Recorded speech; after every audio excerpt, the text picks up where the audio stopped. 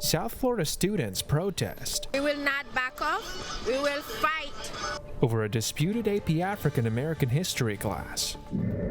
Vice President Kamala Harris in Miami Beach. It's great to have you here in Miami Beach, very especially on International Women's Day. And sharing a stage with Gloria Estefan. And after a long fight for inclusion, women boxers in Cuba finally get in the ring. From the time we were in our mother's wombs, we are fighters, she says. These stories and more coming up on Newsbreak.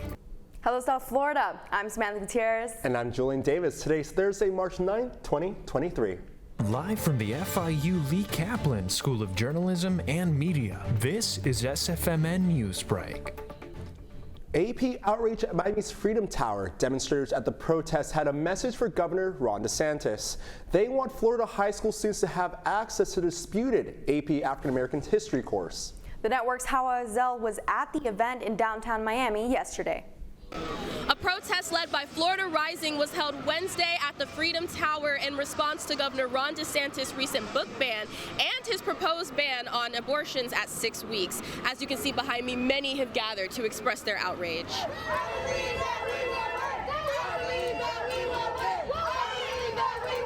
We want to tell him that we will not back off. We will fight against all his racist agenda. Many see the proposed bill along with the book ban as minority erasure and a ploy for power, but the governor feels otherwise. Understand, they're lying to you. That is not true. And in reality, none of those books had to be removed. It was just a fake hoax. Floridians gathered with signs, books, and chants to show their resistance of the newfound legislation. There's no one out there kind of sharing their nervousness or their anxiety around how dangerous folks like Ron DeSantis are making things. We wanted to give them an opportunity to say it's okay. They need to hear our voices and our demands, because what they are passing, what they are doing to our communities is inhumane. It's disgusting. So we are here and we did a die-in demonstration. We lied down on the street, we put our bodies on the line, we held up gravestones, and we are calling attention to the fact that in states that enacted abortion bans post-Dobbs, maternal mortality rates went up 3 times. These bans and these maternal mortality rates fall hardest on Black and African American people, so there's an even greater disparity when we talk about the racial equity gaps in maternal health care. Stand up and fight back. The people of Miami have been chanting this all day and have no intentions of backing down, suggesting that this protest will not be the last. For South Florida Media Network, I'm Hawa Azel. A Miami-Dade officer who was injured in the line of duty is recovering at home this morning. The officer was part of a narcotics investigation yesterday near Northwest 39th Street and 2nd Avenue. The City of Miami and Coral Gables police were also on the scene. A shooter grazed him with a bullet in what Police Director Freddie Ramirez calls a cowardly ambush. A suspect was arrested early this morning, and the officer was rushed to Jackson Memorial Hospital and released last night. News this morning that a 6-year-old who shot his teacher will not face any criminal charges. The community in Newport News, Virginia is still in shock after an armed 6-year-old shot his teacher. It was early in January in Rich Neck Elementary School when the bullet struck Abigail Winter's chest. Although she was critically injured and left the hospital over a week after the incident, the whole community was affected by this tragedy. Officials will not be charging the 6-year-old with aggravated assault, but will continue to search for answers.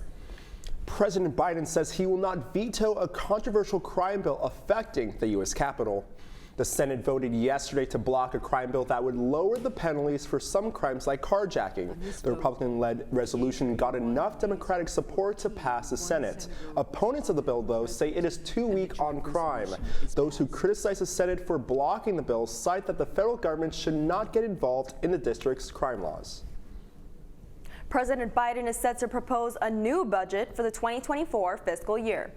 The Biden administration says the new budget will better support Medicare and Social Security, lower costs for families, and cut the country's deficit by nearly $3 trillion over the next 10 years. Republicans are skeptical about the new budget, proposing it and don't expect it to go far on Capitol Hill. A Florida company's 3D printed rocket launch has failed. It's the first of its kind, and it was called off from its attempt to orbit. The 110-foot tall rocket was designed by Relativity to send lightweight satellites into orbit. During the launch window at Cape Canaveral Space Force Station, the rocket's countdown was postponed. The Relativity team has not announced when their next attempt at the launch would be.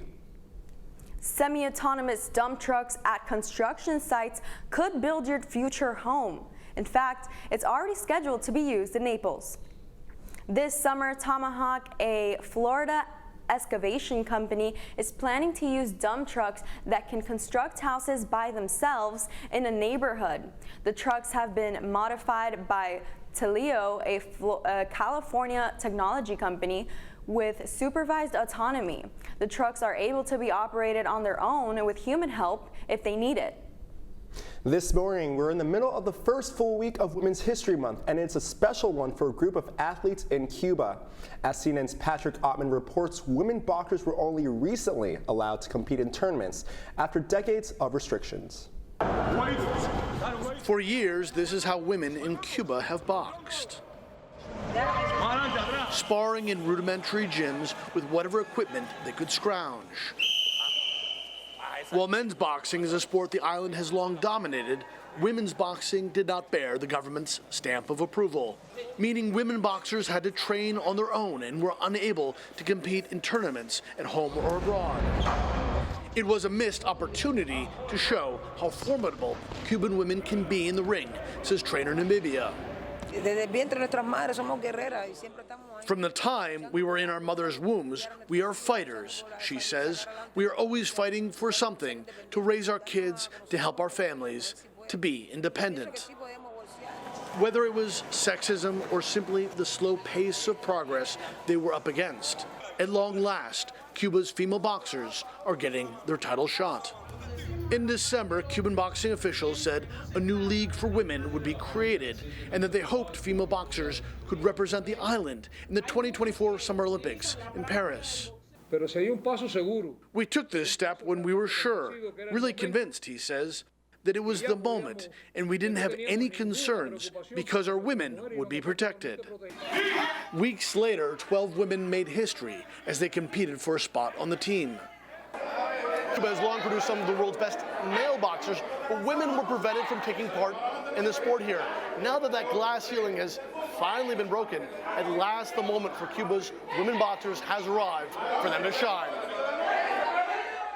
Any doubts about the women's fighting abilities were quickly put to rest as they came out swinging. These athletes know they will still need to change some minds about whether they belong in the ring, but say at long last, attitudes are shifting.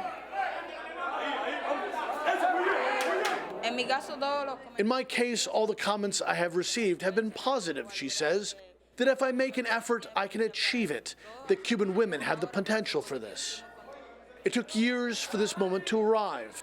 And while Cuba's women boxers are only just beginning to fight, simply being in the ring means they've already won the first round.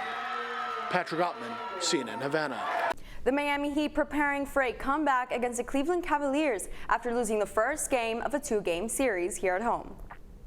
Although the score was tight, it was a disappointing loss, especially for newcomer Kevin Love, who was on the Cavs and got traded to the Heat. This is the first game Love played against his former team, and it didn't go quite as he wanted it to. He only scored 8 points and made less than 10 rebounds and assists. The final score was Cavaliers 104, Heat 100. The Heat will get the chance to redeem themselves in a rematch against the Cleveland Cavaliers on Friday at 8 p.m. Vice President of the United States visits Miami Beach, and she shares a stage with one of South Florida's biggest stars. That's still ahead, and so is this story. It's great to have you here in Miami Beach, very especially on International Women's Day. Washington takes on a global problem of sea level rise. Our DC bureau is on the story. Newsbreak will be back in 2 minutes.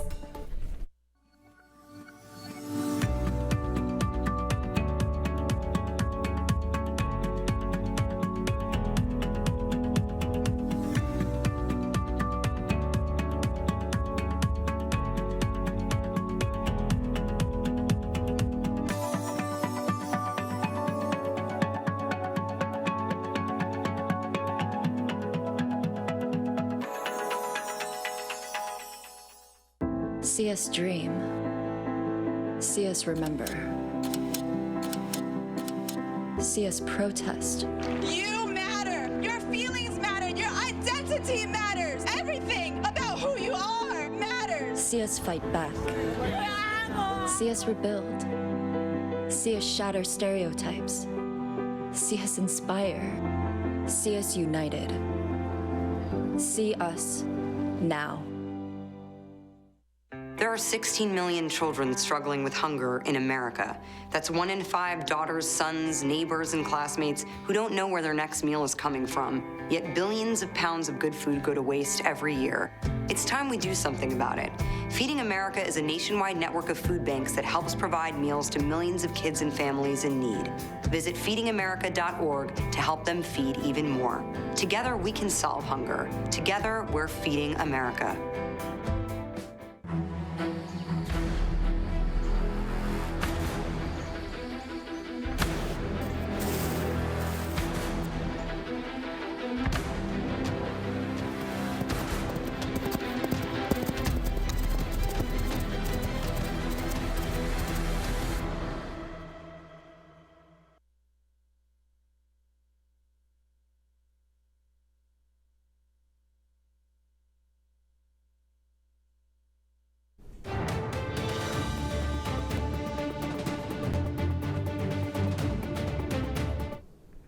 Thank you so much for being here. Good evening, everyone.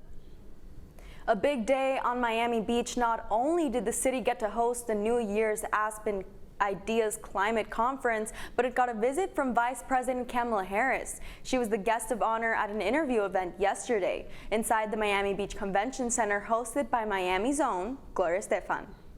Meanwhile, back in Washington, universities gathered with the White House Office of Science and Technology policy for a two-day event to discuss the next steps on climate change solutions. Reporter Rachel Costa from our DC Bureau has more.